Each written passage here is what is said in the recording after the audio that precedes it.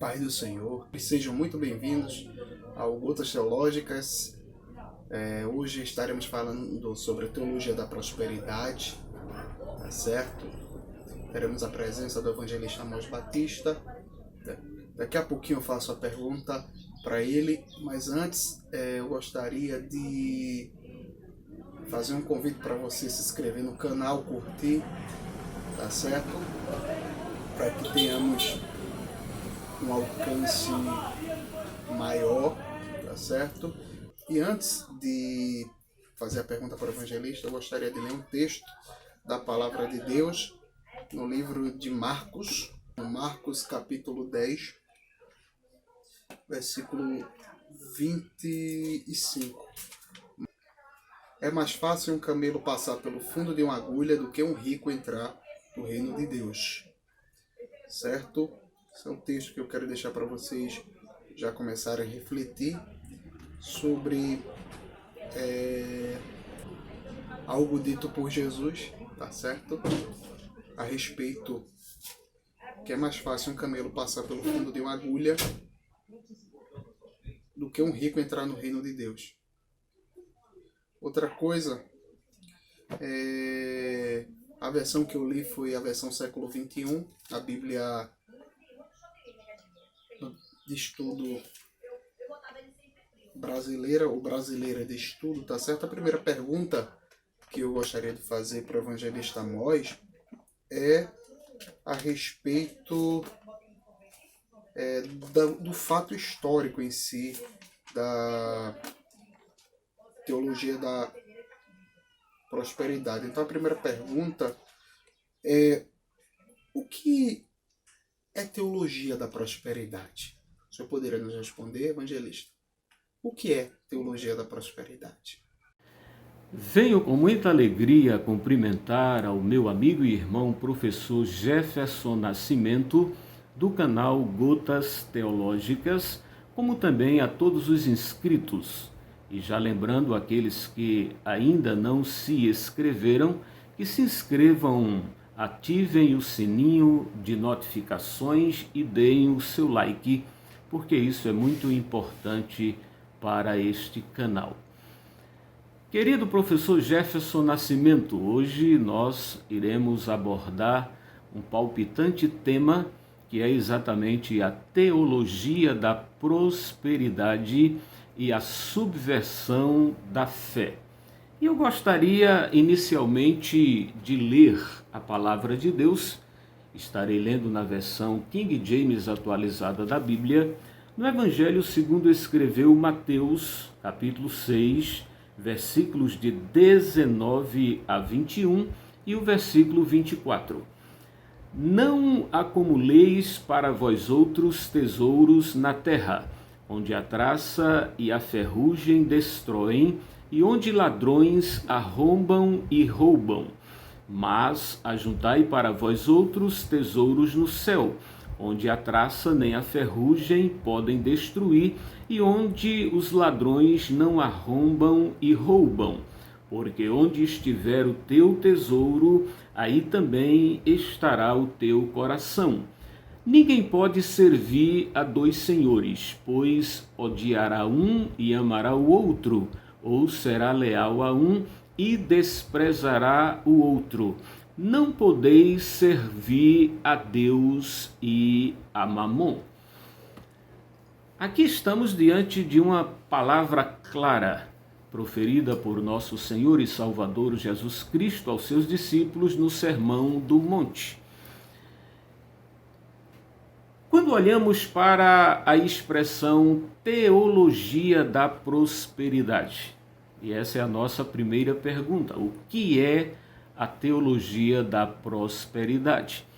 Quando falamos de prosperidade, prosperidade é um substantivo feminino que significa estado do que é ou se torna próspero, abundância, fartura, riqueza.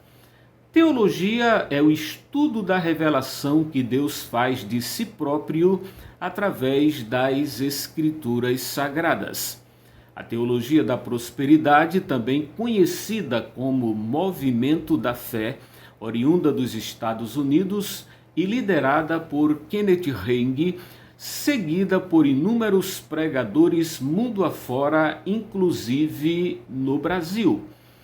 É uma clara perversão do Evangelho de nosso Senhor Jesus Cristo e seus pilares doutrinários são eivados de contradições, são defendidos nos arraiais neopentecostais. E quando nós falamos a respeito disso, é preciso que venhamos a entender o pentecostalismo moderno, que teve início no princípio do século XX, precisamente no ano de 1906, e um movimento que se instalou na Rua Azusa, nos Estados Unidos da América, e espalhou-se pelo mundo inteiro, inclusive vindo para o Brasil. Quando falamos de pentecostalismo moderno no Brasil, a gente precisa compreender que este tem se desenvolvido em 3 etapas ou ondas.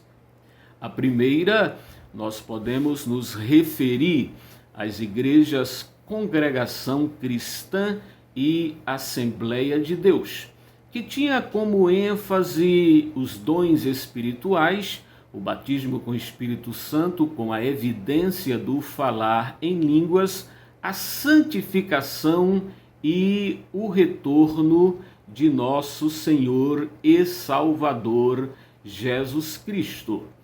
Esta foi a primeira onda do movimento pentecostal moderno no Brasil. Mas aí temos uma segunda onda, a partir das igrejas Deus é Amor, o Brasil para Cristo e Quadrangular. Estas davam ênfase às curas e aos milagres.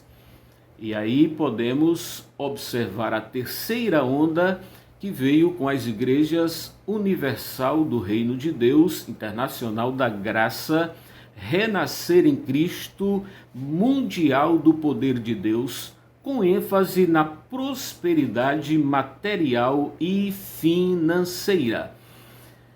Quando nós olhamos para esta terceira onda, também chamado de neopentecostalismo, nós vamos entender que essa ênfase na prosperidade ou na teologia da prosperidade, uma doutrina que ensina que todo crente deve viver endinheirado, morar em mansão, desfilar em carrões, ficar livre de qualquer tipo de enfermidade durante todo o tempo de sua vida e possuir a natureza divina. Eles dizem, você é um Deus em miniatura.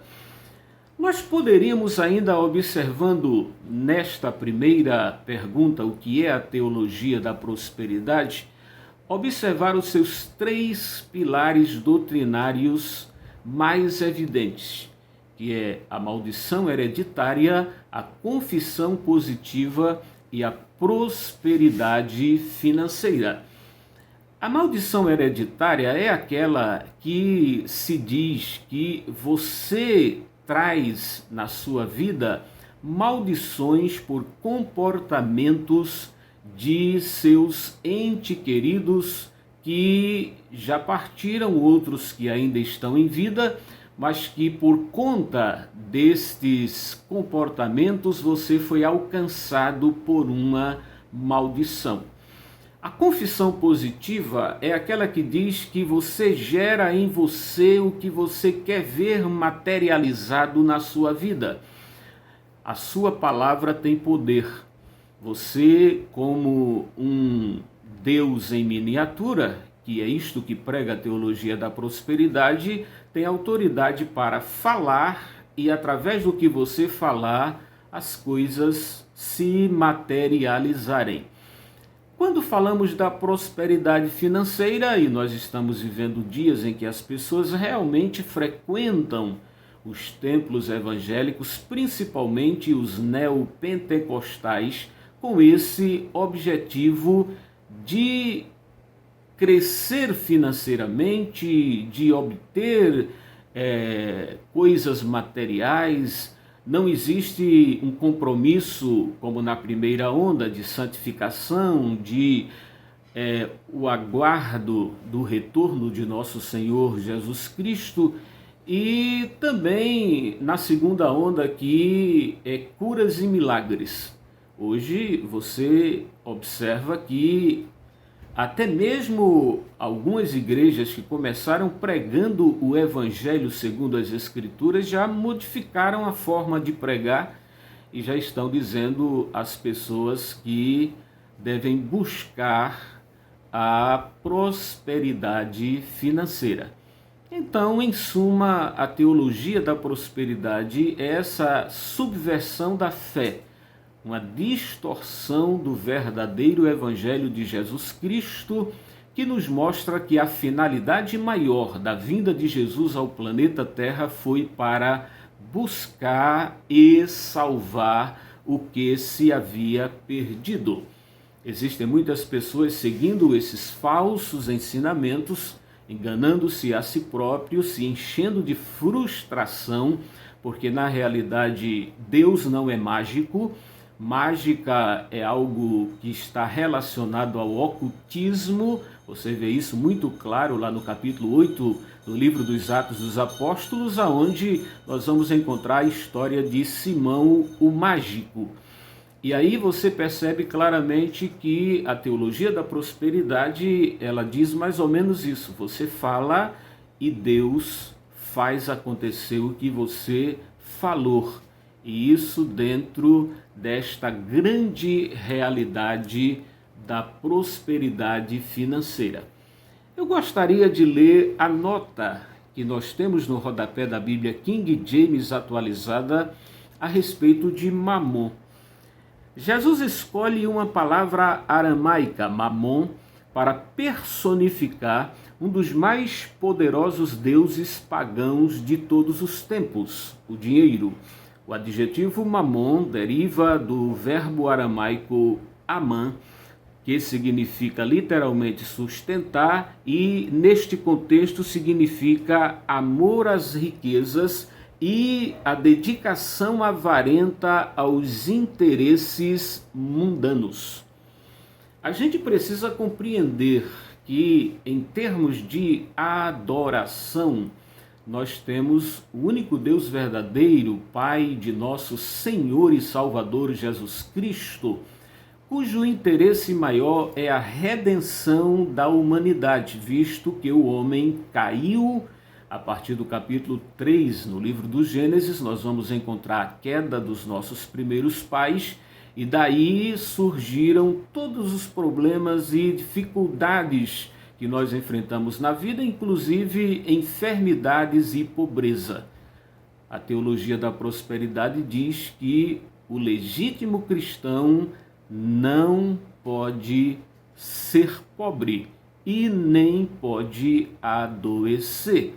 Nós vamos ver em futuras perguntas a resposta das Escrituras a respeito deste assunto. Mas, para compreensão, aí está a teologia da prosperidade, que surgiu no Brasil a partir da terceira onda do pentecostalismo, chamada também de neopentecostalismo. Precisamos atentar para a palavra de Deus para não sermos enganados pelos falsos mestres que disseminam esta doutrina como se fosse legitimamente aprovada pelas Escrituras Sagradas.